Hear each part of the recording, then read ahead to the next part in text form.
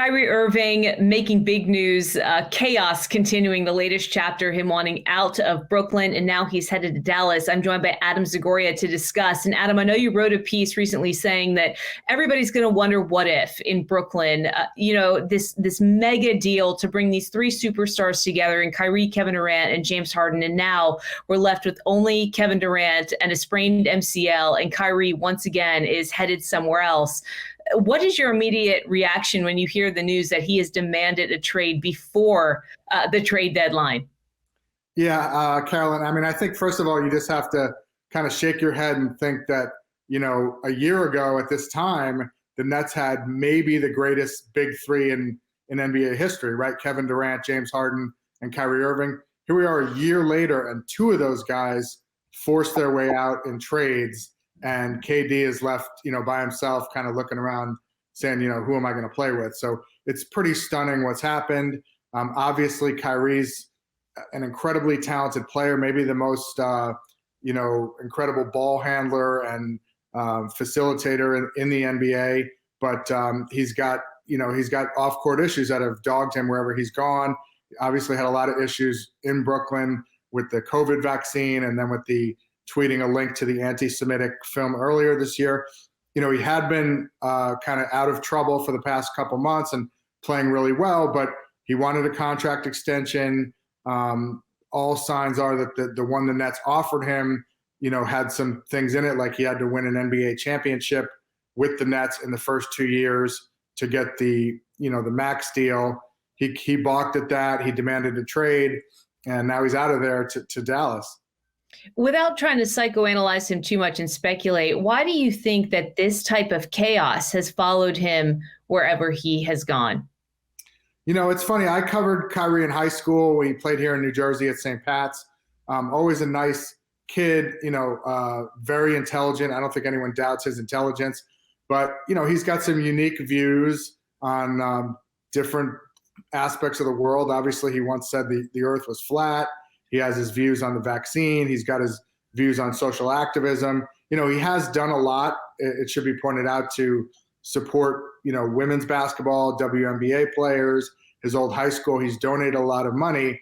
But, he's kind of got this, arrogant view that he understands things better than the rest of us and better than the media. And that has, gotten him in trouble, obviously, off the court a few times. And now he goes to Dallas. They'll pair him with Luka Doncic in the hope that, the Mavericks can contend for a championship. They got to the Western Conference Finals last year, lost to Golden State, and everybody wants to see, how's he going to pair up with Luka, who's a ball-dominant guard. Kyrie, can play the two guard, can be a scorer, but how's it going to work with the two of them in the backcourt? There is so much to unpack here, but since you pick up with Luka Doncic, let's start with that. You've covered him extensively. You know the kind of player he is and how demanding he can be on and off the court. Do you expect these two to be a partnership that is going to be appealing for Dallas? I talked to one NBA executive who was like, get your popcorn ready, because everybody wants to see how it's going to turn out. I think the big questions are, how are they going to be defensively? Obviously there'll be a handful for opposing teams to guard, but, Luka and Kyrie, not especially known for their defense. So how are they going to guard opposing backcourts? And then how are they going to mesh with Luka being so ball dominant? And then, is there going to be another off the court incident with Kyrie, and Mavericks fans and Mark Cuban are going to learn what, Joe Tsai and Sean Marks and the Nets fans have had to deal with the past few years? Will it all be smooth for the next few months, or is something else going to happen with Kyrie off the court that could kind of blow up the team? And they're going to make a run, try to go to the playoffs, and then they'll decide whether they want to sign him or sign and trade him. I can see, Adam, how his talent would be seductive for so many teams because he is truly a once-in-a-lifetime guard. And when you think about what he could potentially bring to a team on the court, the value is tremendous. There was reportedly interest from LA. I know LeBron was maybe salivating at the idea of getting some help that he desperately needs, with the Lakers kind of floundering towards the bottom of the conference, and he's going for the all-time scoring record and feels like he doesn't have any help. I know the Suns were reportedly interested. beginning with LA, do you think that the Nets had any sort of hesitance to deal him to LA because of the fact that maybe Kyrie wanted to go there so badly? I mean, why did that ultimately, was that not a fit? Well, I think the Mavericks really wanted him. There are some ties there. Their GM, Nico Harrison, used to work with Nike and knew Kyrie through Nike. Obviously, Jason Kidd, played for the Nets when they were in New Jersey, went to back-to-back NBA Finals. He clearly wanted – they lost Jalen Brunson in free agency to the Knicks. So the Mavericks clearly needed another playmaker to step in and, support Luka and play when Luka's getting his Gatorade. So there were a lot of ties there with Dallas. And, I think the Nets did pretty well to get what they could. They got Spencer Dinwiddie, Dorian Finney-Smith, and some picks. And now the question is, between now and Thursday at 3 p.m. at the deadline, they're going to try to turn around and make another trade. They're talking to Toronto about trying to get a Pascal Siakam or an OG Anunoby, somebody to pair with Kevin Durant and really boost the roster going forward. And they now have some pieces. They have Joe Harris, Cam Thomas, who's gone off for 40 plus in the last 2 games, and they have some draft picks. So I don't think Sean Marks is done. And the $1 million question is, what does Kevin Durant think of all this, right? We haven't heard from Kevin. Obviously, he's waiting to see what else the Nets will do. And the big question will be, is he going to stay with the Nets long term, or will he be frustrated and asked to be traded again over the summer? I'll be curious to hear what Kevin Durant says. I mean, he has been an ardent supporter of Kyrie when he was going through his decision not to get vaccinated as a player. It seemed like those two were always aligned. I can't imagine what he's wondering or what he's thinking right now after, Kyrie packs his bags and we've in fact seen the last of them together in Brooklyn. It's shocking to say the least. I mean, you kind of hit on where I was going next, which is that the Nets seem to do okay in this deal. I mean, at the point that he requested the trade before the deadline, they were sitting at 4th place in the Eastern Conference. He had a lot to do with that. Of course, they've been dealing with Kevin Durant's injury. But, I mean, do you see them being playoff contenders if they can put some of these pieces in place that you were just mentioning? I mean, I think one thing to keep in mind is, the Nets don't make any of these moves without consulting Kevin Durant. You can bet your bottom dollar that Joe Tsai and Sean Marks talked to KD before they made this trade of Kyrie. They didn't just spring it on Kevin. They obviously consulted him, and, Kevin signed off to whatever degree. Maybe he had some preconditions that, hey, you have to turn around and add some other players. But it's just amazing how the whole thing happened. I mean, KD and Kyrie came together as a package to the Nets in 2019. People were thinking, oh, they're going to win 1, 2, multiple championships. And, they've really only won 1 playoff series together. I think they've only played together in like 70 or 80 games or something like that over 3.5 years. And the two of them and James Harden only played in 16 games together, just due to a variety of the injuries and the COVID deal with Kyrie and, the video that he tweeted. So that's kind of what I wrote about. It's just this great what if all of these guys had played together. I know you asked about the Lakers. I'm sorry. I think, LeBron came out and did say to Michael Wilbon that he was disappointed. Obviously, he wanted to, boost the Lakers roster. He and Kyrie have won a championship together. So, again, it'll just be fascinating. Get your popcorn ready to watch the Mavericks and the Nets going forward. And now in Brooklyn, it seems like Jacques Vaughn, the team's coach, is left to sort of pick up the pieces. He's the one that has had to answer the tough questions so far about why Kyrie did what he did. Is he a team player? Is he not a team player? I think personally, Adam, he navigated that line about as well as he could before the trade was officially executed, trying not to throw him under the bus, but also making it clear that players need to play.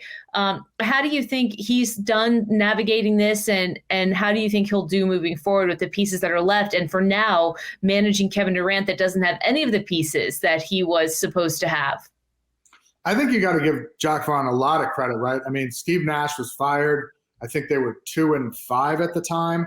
And obviously, Kevin and Kyrie bought into Jacques Vaughn. He's a former player at Kansas. The players seemed to like him.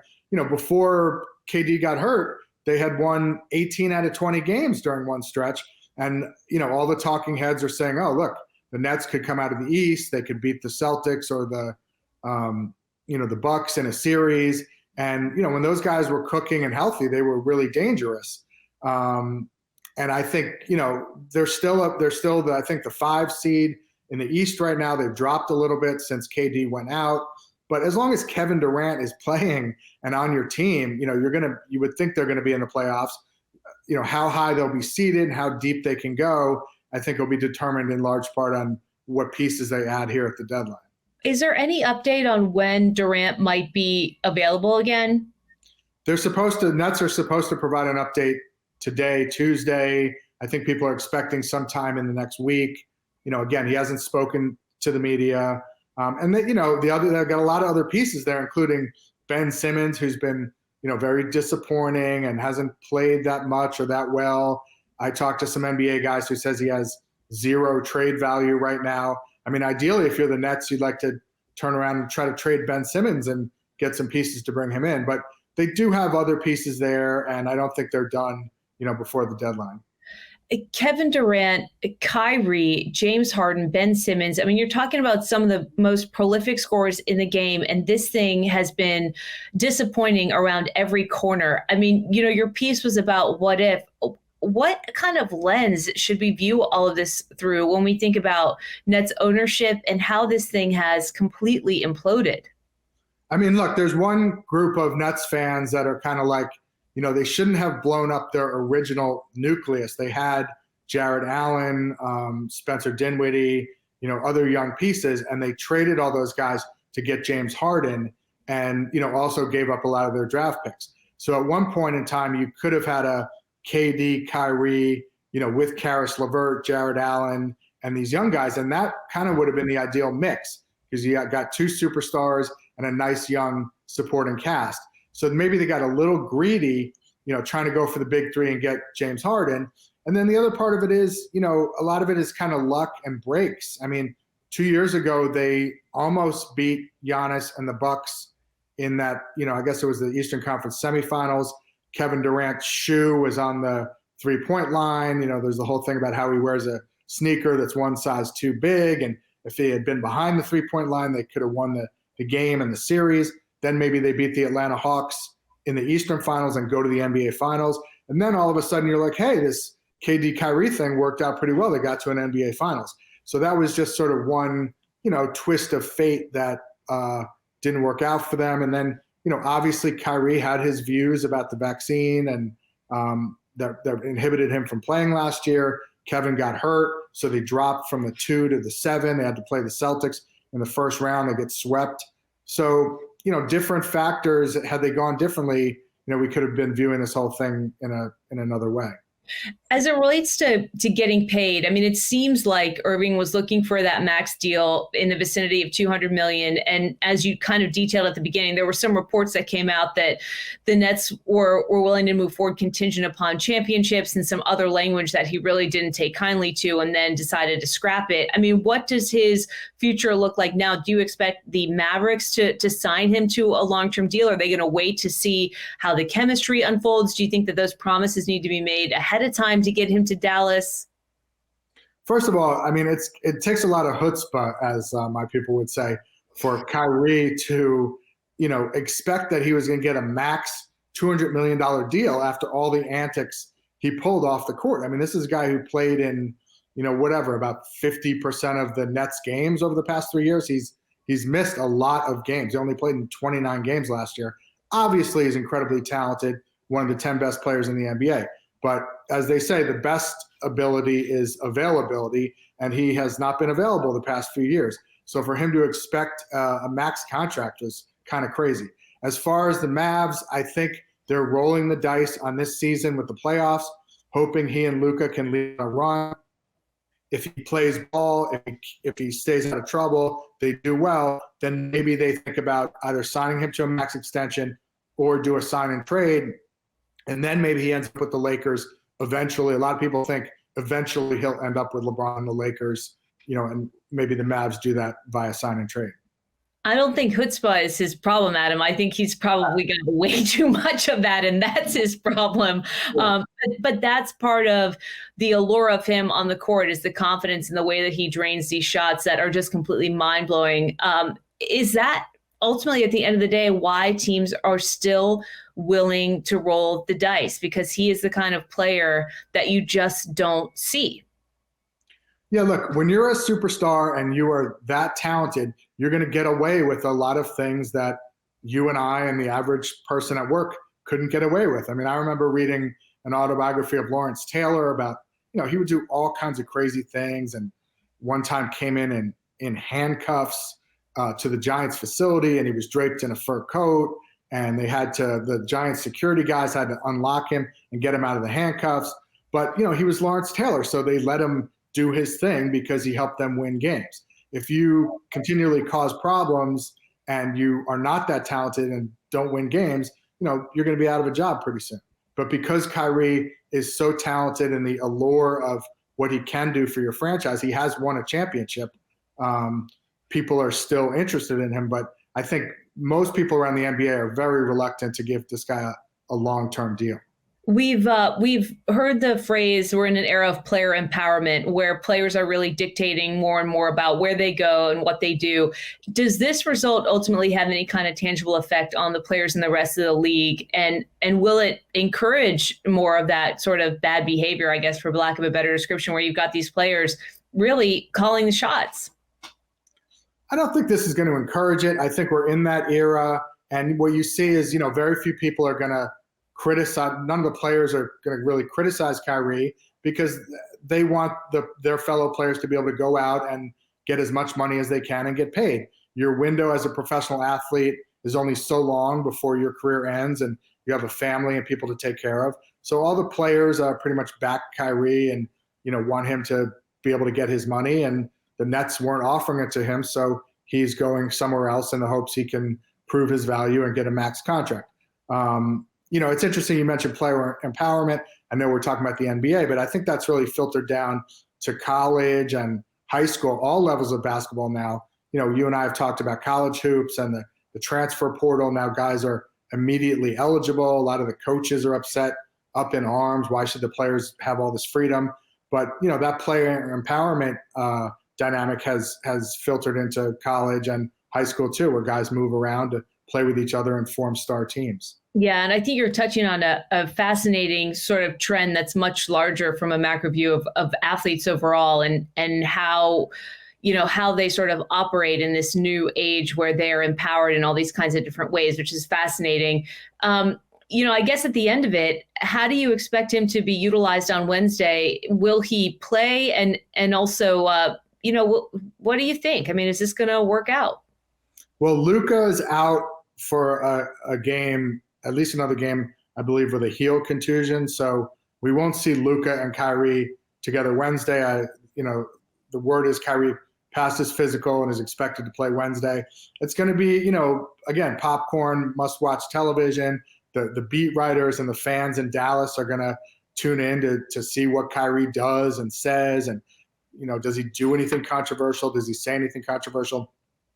In all his previous stops, he's had a honeymoon period. He said he wanted to stay in Boston. He told the Celtics fans he wanted to re-sign there. His agent floated just a week ago that Brooklyn was his home. And, now he forced his way out and he's in Dallas. And a lot of people think he's going to end up in Los Angeles. So, again, it'll be fascinating to watch. I think Luka and Kyrie will put up a lot of highlight reel, plays together. And it'll be fascinating how Kyrie kind of defers to Luka the way he did to James Harden. He let Harden just take over the point guard duties in Brooklyn, and Kyrie played the two. So that'll probably happen, but, is the shoe going to drop off the court and there's going to be another bombshell there? We don't know. Well, just lastly for you, and then I'll let you go. I mean, I tend to sometimes have a soft spot for players who are called mercurial or misunderstood or angry or what have you, because I just think, well, maybe they are misunderstood. Kyrie, this is something else completely, just in terms of the number of times that he's been involved in really dramatic situations that revolve entirely around him. I mean, is there anything about him that we are getting wrong in terms of the way that he has mismanaged everywhere he's gone? Look, I don't think he's a bad guy. He hasn't actively hurt anyone. He's not a bad person. He's very smart. I just think he comes across as he thinks he's smarter than everyone else, and he sometimes is. It's above him to explain to us, the media and the fans, what his views are, and when he tries to articulate them, or he gets pushback from Nick Friedel on ESPN or other people, he gets very defensive and acts as if he knows more than everyone, and that's not a great look. So we'll see how that goes over in Dallas, and to Mark Cuban and the Mavericks and the Nets too. It'll be fascinating to see how these next few months play out with KD and whether he stays there long term or not. Fascinating stuff. Adam, thank you so much for the time and the insight. I really appreciate it. Thanks, Carolyn. Have a great day.